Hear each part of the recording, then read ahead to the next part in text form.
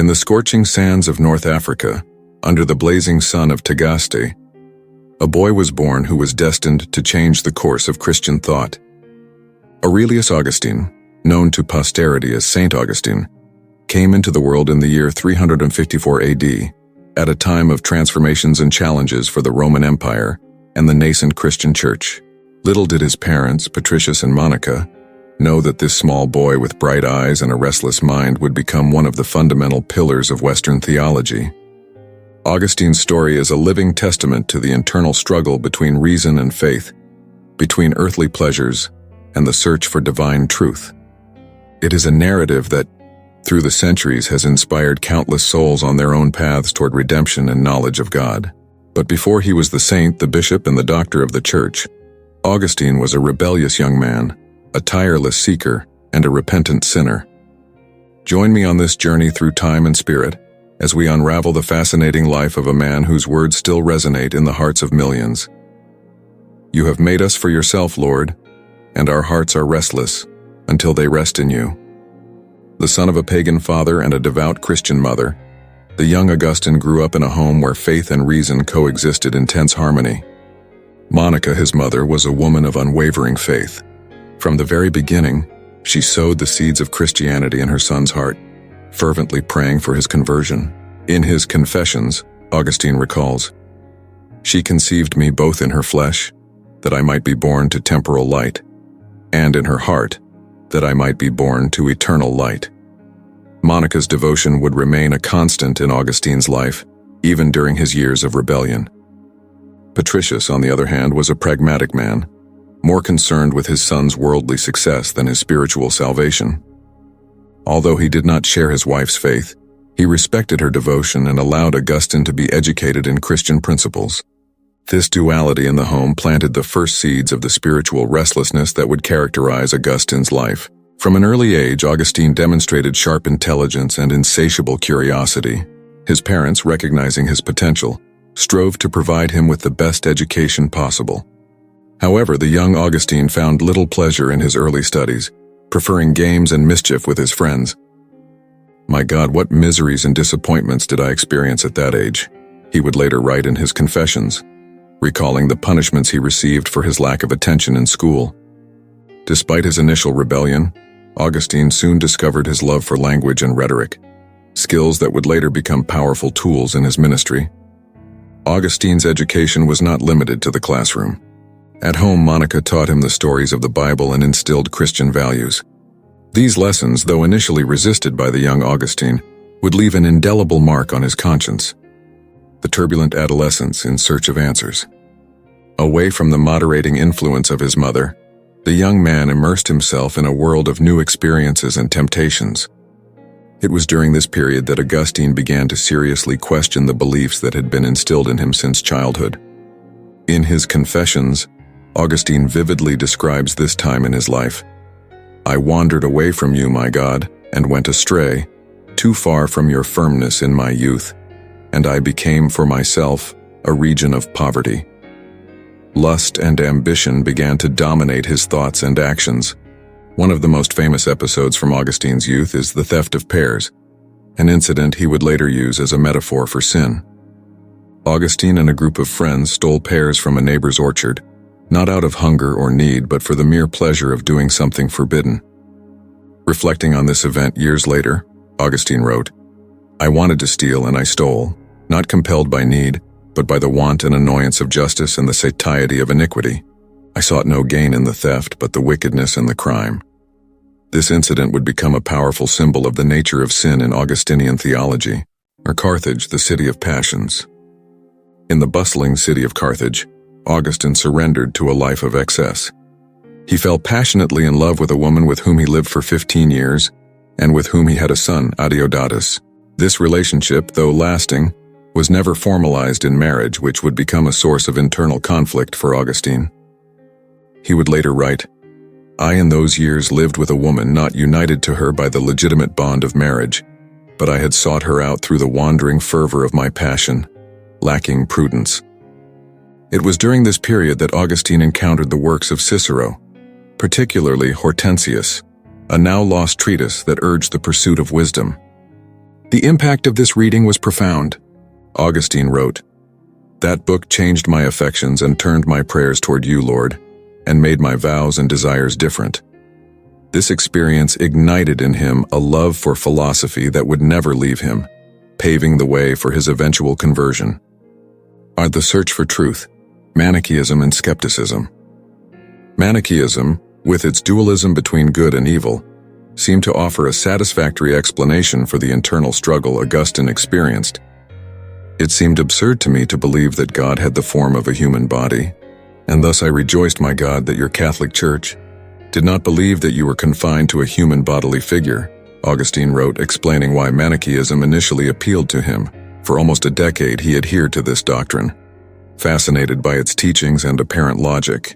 However, as he delved deeper into Manichaeism, Augustine began to find inconsistencies and contradictions. His sharp and analytical mind could not be satisfied with superficial answers. Augustine's growing dissatisfaction with Manichaeism led him to a period of skepticism. "I had fallen into the hands of proud physicians who did not even know how to heal," he reflected later about the Manichaean leaders. This period of doubt was particularly painful for his mother, Monica, who saw her son drifting further away from the faith she had instilled in him. However, Monica never ceased to pray for her son's conversion. Augustine would later recall, "It was not possible for the son of so many tears to perish." Disillusioned with Manichaeism and eager to advance his career, he accepted a prestigious position as a professor of rhetoric in Milan, the imperial capital of the West. Little did he know that this change of scenery would be the catalyst for his spiritual transformation. In Milan, Augustine met Bishop Ambrose, an imposing and eloquent figure who would challenge all his preconceived notions about Christianity. Initially attracted by Ambrose's oratorical skill, Augustine began to attend his sermons, more interested in the form than the content. When he read, Augustine would write about Ambrose. His eyes ran over the pages and his heart understood his message, but his voice and tongue rested. The depth and wisdom of Ambrose's words began to penetrate Augustine's heart, challenging his intellectual objections to Christianity. Ambrose's allegorical interpretations of the scriptures revealed a depth and beauty that Augustine had never considered. The God of the Christians, who once seemed distant and incomprehensible, began to take shape as a being of infinite love and transcendent wisdom. However, the path to conversion would not be easy. Augustine found himself caught between his growing attraction to Christianity and his inability to abandon his lifestyle. The internal struggle intensified, bringing him to the brink of an existential crisis. In his Confessions, Augustine vividly describes this struggle. "My old friends held back my will and quietly tugged at the garment of the flesh, and they said to me softly, 'Will you leave us?' And they held me back, lingering, while I hesitated to break away and shake myself free to leap to where I was being called." Tormented by indecision, Augustine retreated to the garden, where he heard the voice of a child singing, "Take and read, take and read." Interpreting this as a divine sign, Augustine picked up the letters of St. Paul and randomly read a passage that would transform his life. The conversion that his mother had longed for over the years had finally taken place. Augustine, the tireless seeker, had found peace in the embrace of Christ. The news of Augustine's conversion filled his mother, Monica, with joy. Augustine describes her reaction in the Confessions. "What joy my mother felt then. You who hear prayers, how did you celebrate that moment when, without my knowing what was happening, you brought me to faith?" The relationship between mother and son, which had been tense during Augustine's rebellious years, was now strengthened in shared faith. The return to Africa, a new life. There, along with his mother Monica, his son Adeodatus, and a group of close friends, he spent several months in contemplation and study.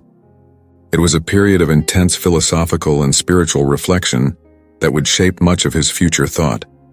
During this time, Augustine wrote several philosophical dialogues, including Against the Academics, where he refuted the skepticism he had previously embraced.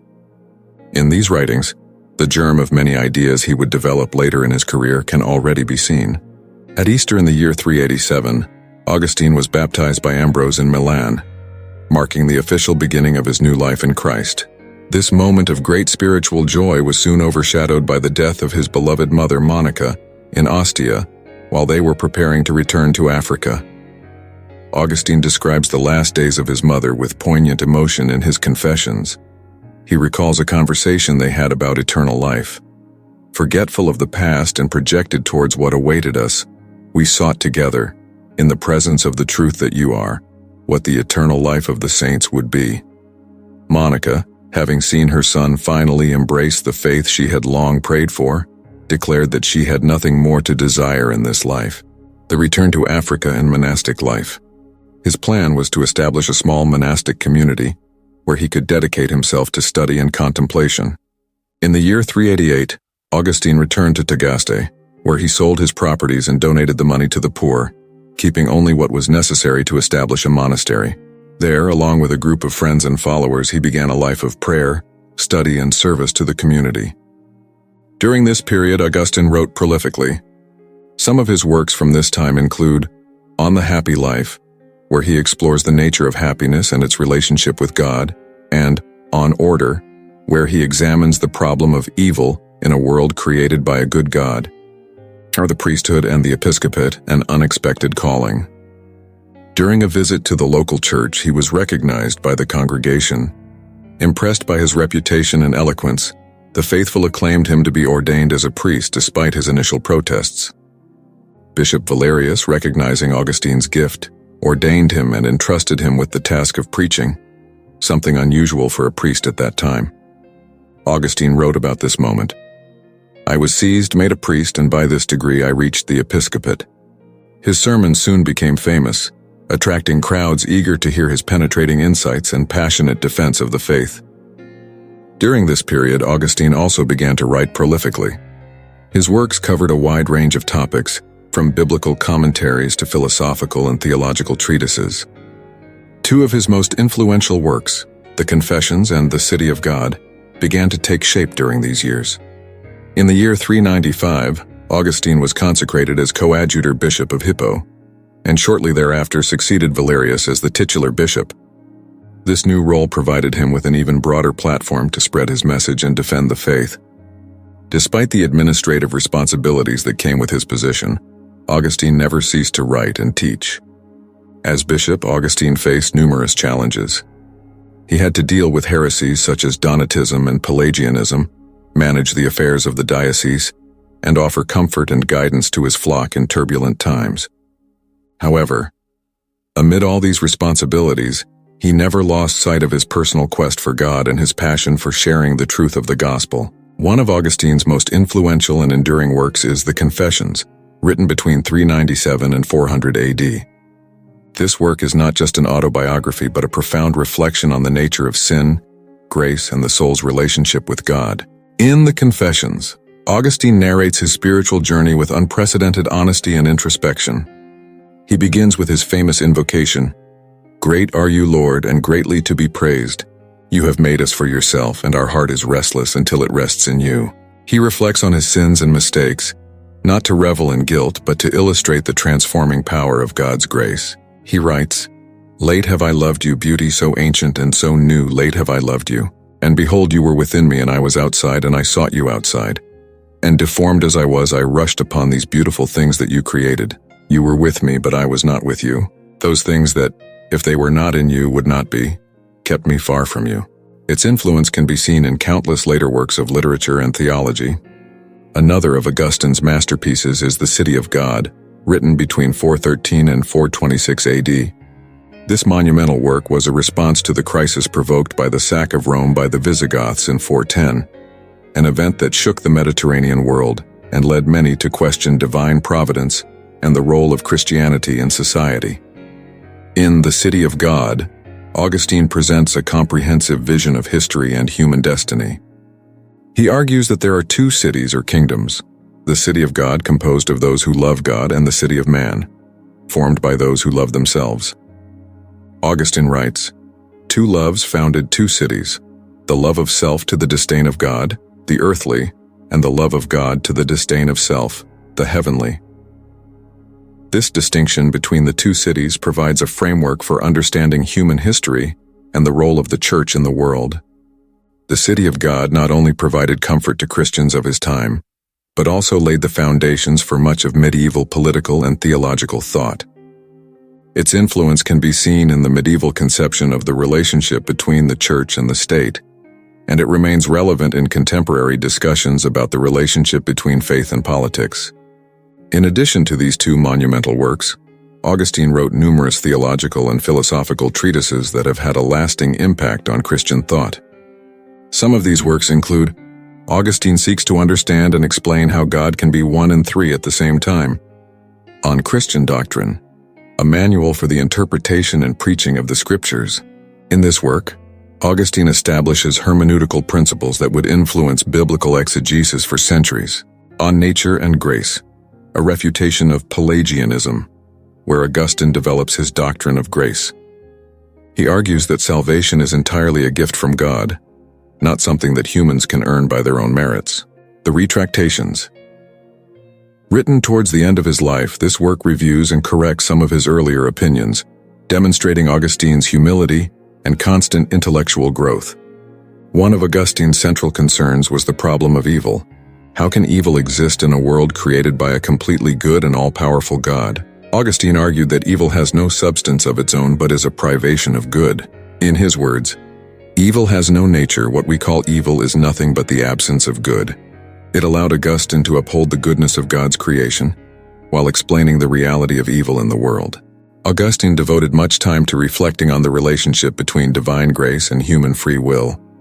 In his struggle against Pelagianism, which emphasized human capacity to choose good without, Augustine argued that due to original sin, human beings are incapable of choosing good on their own. God's grace is necessary not only for salvation, but even for the initial desire to turn toward God. However, Augustine also maintained that human beings have free will and are responsible for their actions. This tension between divine grace and human free will would be a recurring theme in Christian theology, influencing later debates about predestination and human freedom. In the Confessions, Augustine offers a profound reflection on the nature of time. He asks, "What is then time? If no one asks me, I know, but if I want to explain it to the one who asks me, I do not know."